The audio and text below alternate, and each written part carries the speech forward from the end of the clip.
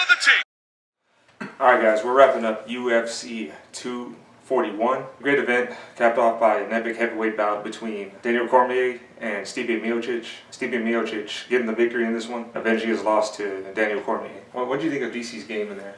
Because one thing I saw in the first fight was DC had a lot of success with the leg kicks. He did that in the first round. For whatever reason, in the second round, he abandoned that game plan altogether and just looked to plod forward and just box with Stipe. You know, rather than trying to open him up for his range, he would just try to grab the hands of Stipe and he probably thought he was going to be able to knock out Stipe again. Because he was hurting Stipe, he was getting a little rocked first, second round. Stipe was getting, he was getting kind of beat up in these earlier rounds. The first, second, and a little bit of third, he started doing some more stuff, being a little more active in the third round. But DC was getting the better of him. First two rounds, he was getting the better of him. I thought he was just confident he was going to be able to knock out Stipe again. I was getting a little nervous in the fights. I did pick Stipe to win, but fourth round, well, we all know what happened in the fourth round. Yeah, as soon as he found that body shot, it worked and he stuck to it. Hit him over and over again. Multiple times. Yeah. A couple of times consecutively. I was like, Jesus, DC, what are you doing? Yeah, more and more, you just saw it take the wind out of DC. And eventually he got that last one in, put DC's back against the cage and just finished him off. Yeah. That was just one amazing fight. There's plenty of others to talk about, too. Yeah. So before we get into those, let's talk about where we're going next with Stipe. It's kind of a tough one to call. He's already fought Francis Ngannou, who, Francis Ngannou's worked his way back up to #1 contendership. Yeah. Another option for him is a trilogy fight with DC since they're 1-1 now. But during the post-fight interview, it really sounded like DC may be considering retirement. So it sounds to me like Stipe versus Francis Ngannou is more likely to happen. Really, other than that, I don't see any other option. I mean, everyone's going to be a little emotional after a very grueling, tough fight. Yeah, I'm pretty sure he's disappointed. Let's give him another week. Ask him that same question. See if he changes his mind or has a different tune. Let me ask you this regarding Daniel Cormier. Do you want to see him fight John Jones again? I don't want to see him fight at 205. I want to see him fight at heavyweight. Just to clear the air, no BS. Because it looks like this is the weight class that DC should be fighting at. He looks great. If that were to happen, I would want it at heavyweight. Yeah. I gotta disagree. I want to see him retire. I do think he looks better at heavyweight, but not in this fight. He looked to have gassed a little bit, which we hadn't really seen from him before. He looked a bit, disinterested in following the game plan. I think he was just a little overconfident, and he figured I knocked him out first round. The second fight's gonna be a breeze. I'm gonna do the same thing, go home again. Trying to knock out Stipe. He blew his load. I think he goes back and watches the fight, pace myself a little more. I think he can do a lot better. Like I said, he's saying this stuff now because it's an emotional time. Yeah. But I said, give it another week, and then he'll rewatch that fight. I know what I did wrong. Blew my load. Yeah. Got a little overzealous because he was rocking Stipe. Yeah. We'll see what happens. Let's get into the co-main event. Damn right. Nate Diaz getting a decisive victory over Anthony Pettis. Clear decisive. Yeah. Went pretty much how we thought it was. But one thing I didn't see coming was Nate Diaz actually checking yes, sir. And it worked to his benefit. Anthony Pettis appeared to have hurt or injured his ankle. We don't know how bad that was, but Nate Diaz took advantage. How about the crazy scrambles on the ground? Jesus Christ. A lot of people said they wanted to see a grappling match between Pettis and Nate Diaz, and they got it. They got it. Yeah. Nate Diaz, in my opinion, showing a clear advantage on the ground. Got the better of those scrambles. In the last round, Pettis did get in his guard and land some elbows in there, but other than that, it was really all Nate Diaz. Pretty exciting ground game. We had some relatives over watching the fight with us, and they're not avid fans or watchers of UFC or MMA, and they were excited about this fight. Most of the time, when you don't have a person who watches MMA, when the fight goes to the ground, they're just bore city. But Nate and Anthony were just keeping it very entertaining on the ground, and they enjoyed it. I thought that was pretty nice of them, Anthony and Nate, to keep it entertaining for our relatives who don't watch MMA and don't really get the ground game. Thank you to those two gentlemen. I think you earned one MMA fans in this. Yeah, he did. Yeah, they were getting into it, and I was surprised. I was like, all right, look at these guys getting into it. One thing I do want to point out is I think the ref kind of saved Nate Diaz in that second round a little bit.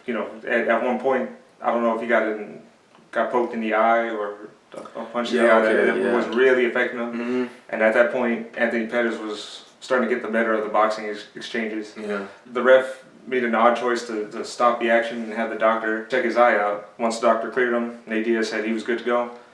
Nate Diaz went right back at it. It's just too much pressure, and Nate Diaz had too much size over him as well. In my opinion, Nate Diaz looks lengthwise, right? Size-wise too. I mean, I thought Pettis looked way bigger.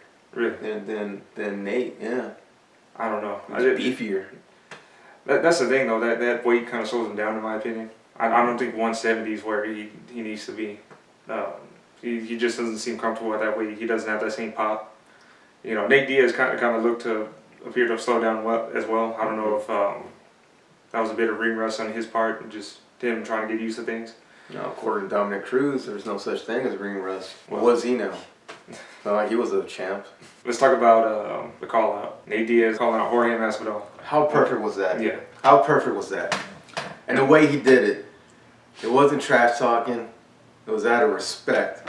Everyone wants to see this fight. I'm already excited about this fight, and this fight hasn't even happened yet. They're still in talks. Not even in talks. It's still just a thought. I'm pretty sure they're gonna work hard to make this fight happen. This fight needs to happen. Let's just thank the MMA guys that Nate came back because this solves everything. Colby Covington is gonna go fight for the title. Above anything else, Jorge Masvidal wants a money fight, and this is the money fight he's been asking for. This is another people's fight. This is I'm pretty sure it's gonna be happening at 170. This is the Tony Ferguson and Cowboy 155 version of this fight. I mean, this is gonna be a big fight that people want to see, that fans want to see. Yeah. I'm super excited. I'm hoping and praying that this fight goes through and we get to see another epic battle. Now, one other highlight I want to bring up before we leave: Paulo Costa versus Yoel Romero. Paulo Costa edging Yoel Romero out to get the decision victory, really putting the pressure on Yoel the entire time, looking to press him up against the cage, looking for those body shots, those vicious hooks that he always throws. Yoel, very hard to read at times. You don't know whether he's gassed, whether he's just trying to lure you into a false sense of security. Bait him in. Yeah, but I mean, he's dangerous the entire time, and he hit Paulo Costa with some bombs in there. I mean, they were both just going at it. Yeah, it was a war. For me, Yoel just wasn't active enough for me.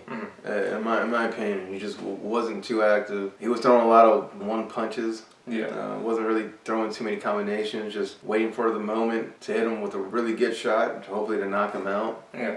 Wasn't really setting up anything. Paulo Costa, to his credit, stuck in there, stayed patient, didn't get lured in by Yoel. He, stuck to his game. Got hit with some bombs, but he kept coming to raise a close decision. How'd you see it going? Did you agree with it?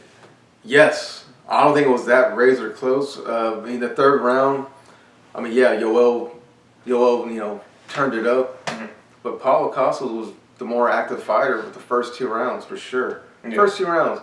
Paulo Costa was the more active fighter, landing more strikes. For the fans to boo that decision, I didn't get it. Paulo Costa, man, I want to talk about where we go next with him, and it's hard to say because any fight that makes sense for him right now is already booked. You have Kelvin Gastelum having a rematch with Jacare. You have Jack Hermanson fighting Jared Cannonier. And of course, you got Israel Adesanya and Robert Whittaker coming up soon. What does he do? Does he just sit it out and wait for the winner of Whittaker and Adesanya? He would have to. He would have to sit out. Who like I said, who's available? And he put on a really good performance. Both of them fought their hearts out. I'm not taking anything away from Yoel. Although you did have a disagreement during that fight. I thought he got kneed in the gut. You thought he got kneed in the nuts. I thought he was faking. Yeah. It looked like, to me in the replay, he got kneed in the gut. You said he got kneed in the nuts.